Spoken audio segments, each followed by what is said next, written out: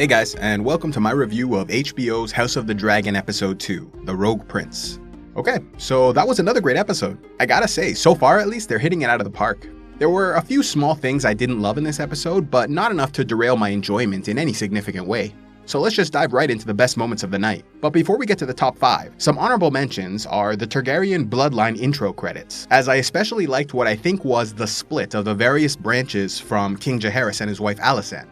There was also every scene with Alicent Hightower, as I think she's being portrayed very well, as a dutiful daughter accepting a fate she fears but can't escape. Then there was the scene with Viserys speaking to his Master of Laws, Lionel Strong. A small scene, but I was pleasantly surprised with how honest, reasonable, and responsible the Master of Laws was with the king, as I fully expected him to take advantage of the situation and suggest Alicent as an alternative wife to Laena in order to gain favor with Otto Hightower, but he didn't do that, so I really enjoyed this scene. I also really liked how they're portraying the crab feeder, Craghas Jahar. In the books, his dispute with the Valyrians was over taxes, and he gained his reputation as the crab feeder against pirates prior to the conflict with Westeros. But in my opinion, the changes work really well, as his brutality and interesting look sets him up as a perfect villain waiting to be vanquished, while further highlighting Viserys' martial weakness, that he would allow such atrocities against Westerosi sailors. Now moving on, I'll start with what I felt was the 5th best moment of the episode, starting with Rhaenys speaking to Rhaenyra of the dangers she'll face as a female heir. For me, like episode 1, the second half of this episode was what really hooked me, and it all started with this scene, as I could really feel both the bitterness and wisdom of Rhaenys' words, as well as the youthful determination and naivete of Rhaenyra. Knowing what's gonna happen, I really felt for Rhaenys' warning, and I think the actress Eve Best is doing a great job with the role. In fact, I'm enjoying her relationship with Corlys as well, seeming like a solid couple in sync with their goals and ambitions, which was the impression I got from the books as well, for the most part. For the number 4 spot, I went with the confrontation on Dragonstone between Daemon, Otto, and Rhaenyra. So there was actually some stuff in this scene that I didn't like, but I'll talk about that later, and for now focus on why I liked it overall, and that's mostly because of how Rhaenyra finally got to shine, showing how brave and capable she is. I also loved seeing Otto so horribly mishandle this situation, as he apparently had no plan to deal with Daemon's dragon, and simply expected the Rogue Prince to surrender, or I suppose fight with strength of arms alone, which was a ridiculous thing to believe. I liked seeing Otto's strategic limitations when it comes to martial matters, as it contrasts perfectly with his exceptional talent for court politics. But Rhaenyra was the real star of this scene, as seeing her take control of the situation and handle it far better than the king her hand really spoke to her potential as a monarch.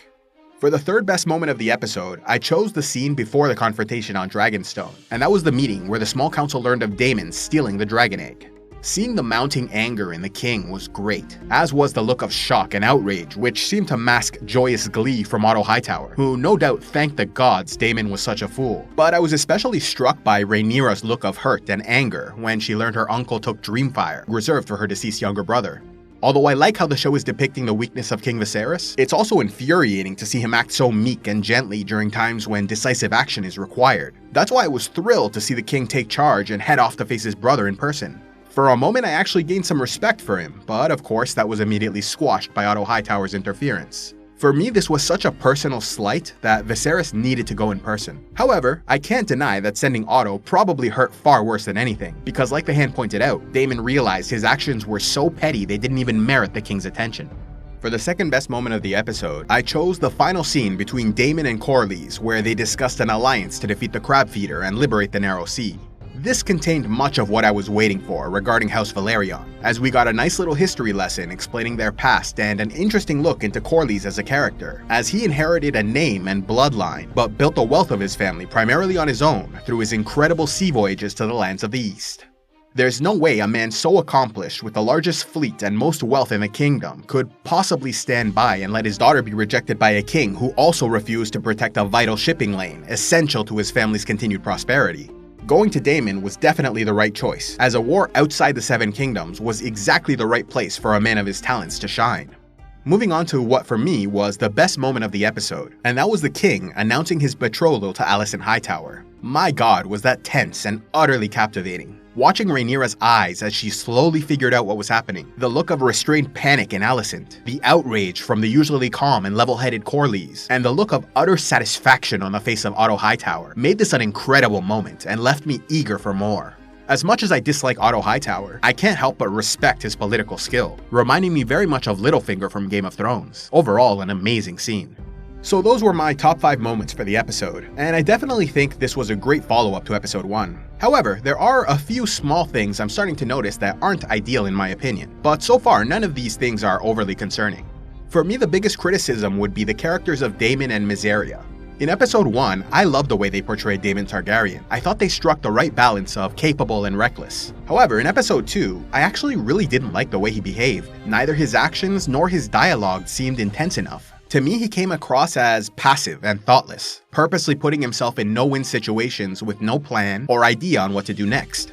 Even at the end, after being embarrassed and demeaned all episode, he still seemed reluctant to help Corlys Velaryon. In my opinion, he should have jumped at that opportunity and started immediately making plans to recruit. He just didn't seem like a cunning, capable Targaryen in this episode. And then there was his treatment of the dragon egg. Why was he being so careless with it? Why was he treating it like a joke? Dragon eggs are so valuable and important to his house that the idea he would throw it around for no apparent reason was baffling. I suppose he was trying to look tough, but I can't imagine anyone would see him as anything other than foolish.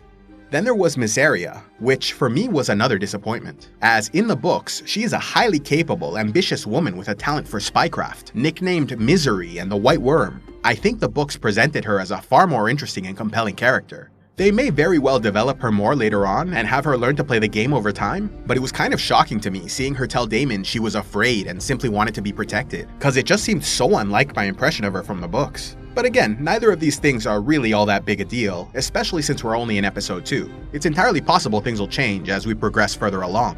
Now, for the best kill, I chose the men being fed to crabs at the end of the episode, largely because I really liked that last shot of the crab feeder, while the best line of the night went to Rhaenys when she warned Rhaenyra that men would sooner put the realm to the torch than see a woman ascend the Iron Throne. Overall, I gave this episode an 8 out of 10, and I felt this was an excellent follow-up to the premiere, which has me looking forward to next week. So that's it for my review of episode 2, The Rogue Prince. What do you guys think? Did it successfully follow up the first episode? Let me know your thoughts in the comments below, and be sure to check out the links to some of my other recent releases, like the spoiler-free Prelude to the House of the Dragon video, the spoiler-filled Dance of the Dragons video, as well as many others. So for now, thank you all for watching, and I'll see you in the next one. A special thanks to all those who contribute to CivilizationEx. If you'd like to help the channel, be sure to give a like, leave a comment, subscribe, and check out the links below, or else go to patreon.com/CivilizationEx, where you can gain early access to videos, vote on future content, and watch the Patreon-only series, Heroes of Lore and Legend.